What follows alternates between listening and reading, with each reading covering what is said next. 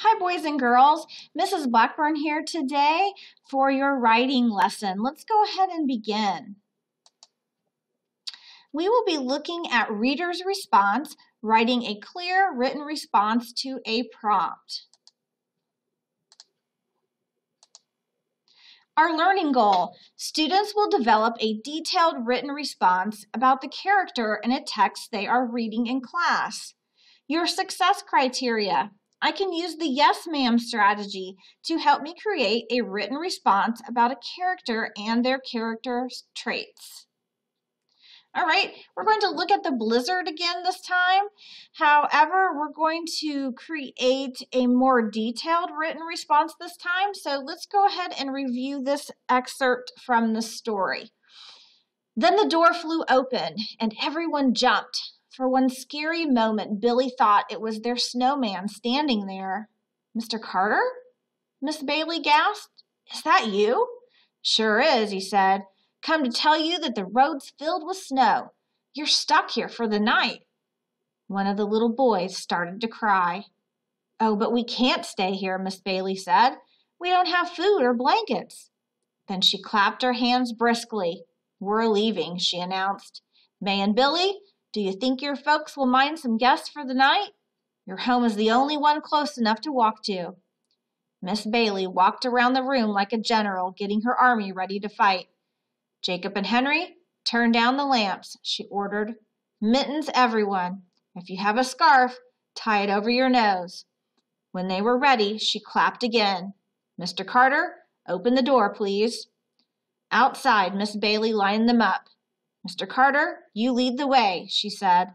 "Littlest boys and girls next, I'll walk with them. The rest of you, arrange yourself by size. Biggest boys at the end, forward march." Away they went. All right, so now how do I answer the question? The prompt says, describe Miss Bailey, the teacher, in this situation. Provide details from the text to support your inference. So we're going to do the same thing, use the same yes ma'am strategy, but I'm going to show you how to beef it up or how to supersize it, all right? So the first thing we need to do is we're going to look at that M. We have to make an inference. Repeat key words from the question and provide a general answer or an inference. So when I'm making an inference, I'm going to zoom over here to my silhouette and think, what do I know? Well, I know Miss Bailey ordered the students. I know she lined them up and clapped her hands. I know she assigned biggest boys in the back, actually, and youngest ones near the front by Mr. Carter, right? The text says she walked around the room like a general. I know she proposed walking to the nearest house. She said, we can't stay here. Can't stay here because we don't have food or blankets. And so I can make an inference knowing all these details that came from the text and then knowing what I know about leaders, that she's a leader, right? Okay, so that's what I'm going to infer. Now, that is the first M. Now I actually need to take actual text evidence. What did the author actually tell me to support that? So support your general answer inference with one specific detail from the text. Now don't forget how important these conjunctive adverbs are here. In the text, the text states, according to the passage, one example from the text. You just need to pick one of these to begin your sentence, and then you're going to go ahead and add one of these details to it. In the text, Miss Bailey ordered the students, or the text states, she lined them up and clapped her hands. Any of these would work to support the fact that Miss Bailey is a leader. Okay, now we have our second A to spell ma'am. For author, support your general answer inference with a second specific detail from the text. We can't forget our conjunctive adverbs. In the text also states, according to the passage. These are great ways it makes our sentences and our details connect. So we will use one of these, and then we'll take another one of these details from the author's own words, to prove what we're saying and what our opinion is. And then finally, we're going to restate the answer, inference. This shows, this demonstrates. Again, that is the me part, the inference. Okay, now, here's where we get it supersized. So the prompt said, during the blizzard, Miss Bailey demonstrates several character traits. Name 3 and support them using details from these excerpts. Okay, this time the question says to name 3. So here would be 1, this is 2, and here's 3.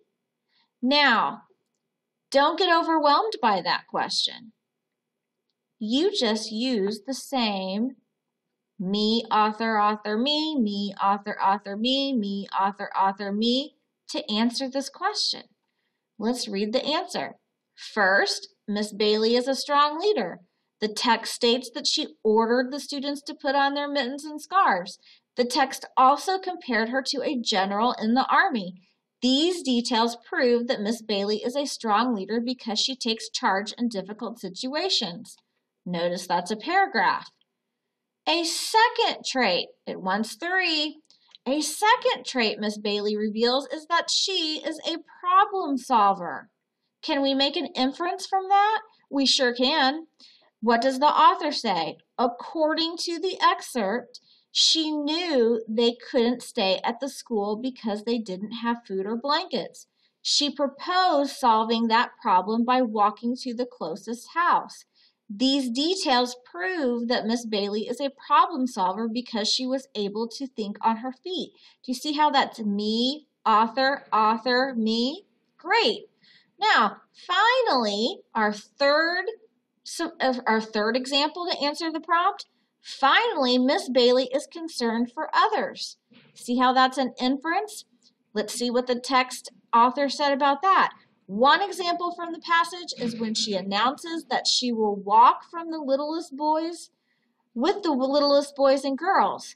A second example is when she assigns Mr. Carter to lead the way and the biggest boys to bring up the rear. These details reveal Miss Bailey is concerned about the younger and smaller kids, so she sandwiches them between bigger people. So don't get overwhelmed when you see a writing prompt that asks for details like this. Look how many details and what a thorough answer we have just from making inference, author, author, inference, using those conjunctive adverbs in between and those transition words. And we have a beautiful, detailed, thorough answer. Fabulous. Okay, so use this yes ma'am strategy. It's really helpful. It makes it easy. It gives you a strategy to attack your answers in summary. Okay? So,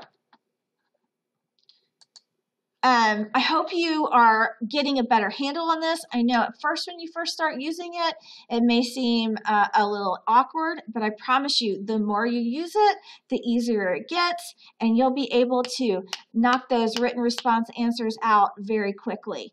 You will have another puzzle piece to complete today, and it will be from a story that you have read in class. Make sure you're listening to the stories, and don't forget, you do need to follow the strategy, the yes ma'am strategy. Me, author, author, me. And don't forget to use those conjunctive adverbs. Good luck. I hope you have a great day. Bye-bye.